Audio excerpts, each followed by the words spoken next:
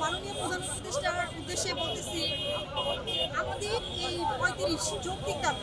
আমাদের আন্দোলনের মূল মন্ত্র একটা ভাই, আমরা চাচ্ছি কি চাকরির বাজারের বৈচিত্র্য নিয়ে আসতে।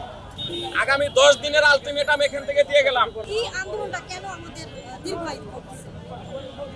আমাদের এই আন্দোলন কি চলমান থাকবে? দিনের পর দিন আমরা শুধু আন্দোলন করেই যাবো, আমরা পড়াশোনা দিতে পারতেছি না। আমাদের সাধারণ শিক্ষা, এটা তো আমাদের যৌক্তিক দাবি, রাষ্ট্রীয় দাবি। আমরা তার কাছে আকুল আবেদন, মাননীয় প্রধান উপদেষ্টা আমাদের এই ৩৫-এর যৌক্তিক দাবি মেনে নিন। আমরা আন্দোলনে থাকতে চাই না, আমরা আন্দোলন করতেও চাই না। আপনি আমাদের এই যৌক্তিক দাবিটি মেনে নেন। আগামী 10 দিনের আলটিমেটাম এখান থেকে দিয়ে গেলাম। 10 দিন পরে 21 ডিসেম্বর আমাদের একটি মহাসমাবেশ রয়েছে। সেই মহাসমাবেশে আমরা জানান দিব আমরা কি ছাত্র সমাজ, যুব সমাজ, জনতা, সাধারণ জনতা সবাইকে, অভিভাবক শ্রেণী এবং বুদ্ধিজীবী, শিক্ষক, প্রফেসর সবাইকে আহ্বান করছি, আপনারা আমাদের প্রোগ্রামে আমাদেরকে সমর্থন করুন। যখন আমাদের মোহিত স্যার এটাকে 35 এবং 37 দিল, ওই মুহূর্তে যদি কোনো জাতীয় পর্যায়ের লিডার থেকে বলে যে 30 দিলে যুক্তিযুক্ত হয়, 32 দিলে যুক্তিযুক্ত হয়, এটাকে কিন্তু কোর্ট করা হবে নীতি নির্ধারক পর্যায় থেকে। আমি মনে করছি যে তার প্রভাব অবশ্যই এই কথাগুলোর প্রভাব অবশ্যই পড়ে, এটা আমি মনে করছি।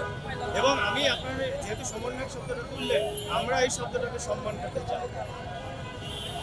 করতে চাই, কিন্তু আমরা দেখতে চাই না এই তাদের পক্ষ থেকে বলা হয়েছে যে আমাদেরকে মানুষ গালি দেয়। এটা আমাদের কথা না, আমরা বড় ভাই হিসাবে এই কথাগুলোতে কষ্ট পাই। আমরা স্যালুট করতে চাই সমন্বয়, কিন্তু আপনারাই বলছেন কিন্তু কেন ভাইয়া এগুলো নিয়ে অ্যানালাইসিস করেন? হ্যাঁ, এগুলো নিয়ে অ্যানালাইসিস করেন। আমরা স্যালুট দিতে চাই, শব্দটাকে দিতে চেয়েছি। আপনার মুখ থেকে যখন আপনি বলেন আমাদের গালি দিচ্ছে, এটা আমরা কষ্ট পাই, আমাদের ভিতরে রক্তক্ষরণ হয়। এটা আপনারা তো আমাদের ছোট ভাই হবে। সো আমি বলতে চাচ্ছি যে আপনারা আরও জ্ঞানগর্ভ আলোচনা করেন। দেখেন, আমি আশা করেছিলাম, আমরা শাহবাগে অনেক দিন ধরে পড়ে আছি, আমরা কি বড় ভাই হিসেবে একটু আশা করতে পারি নাই যে এই ছাত্র ভাইরা একটু আমাদের সাথে এসে একটু বসো, যে ভাইরা এতদিন ধরে এখানে পড়ে আছে, আমরা একটু ভাইদের সাথে কথা বলি। As a elder brother we can expect that. ভালো লাগতো ব্যাপারটা। এতে কি হতো, আমাদের ভিতরে ভ্রাতৃত্বের বন্ধনটা আরো বাড়তো, আমাদের ভিতরে কি হতো, কানেকশন হতো, আমাদেরও তো পলিসি থাকতে পারে, সেটা আমরা দিতে পারছি। আমাদের আন্দোলনের মূল মন্ত্র একটা ভাই, আমরা চাচ্ছি কি চাকরির বাজারের বৈচিত্র্য নিয়ে আসতে। এটা ক্রিয়েটিভ হোক।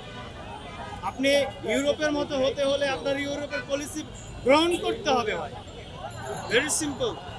আপনাকে যদি if you want to speak with Donald Trump, you have to follow his policy, very simple. আমি ওখানে আবারও বলেছিলাম, we have a dream to rebuild Bangladesh, we have a dream to open the door for the job seekers. আমি আবারও রাষ্ট্রকে কঠোর হুঁশিয়ারি দিয়ে বলছি, 10 দিনের মধ্যে আমাদের এই আলোচনা কমপ্লিট করবেন, অন্যথায় কিন্তু আমরা এর সাথে বেশি দুর্বার হয়ে আসবো। তখন আমাদের সাথে থাকবে অভিভাবক, তখন আমাদের সাথে থাকবে সুশীল সমাজ, তখন আমাদের সাথে থাকবে গোটা আপামর জনতা।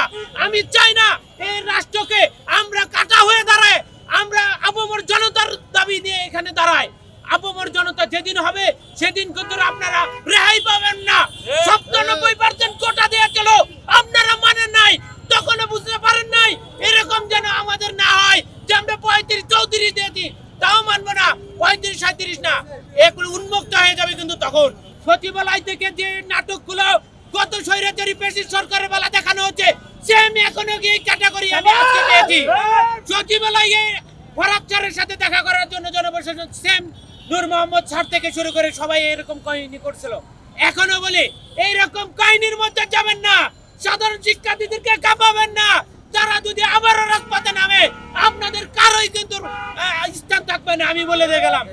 আমরা 10 দিনের সময় দিলাম, এর মধ্যে আমরা কূটনীতি যোগাযোগ করে আমরা ছাবো। বসতে যদি না বসেন তো আমরা এর পরে পদক্ষেপ নিব।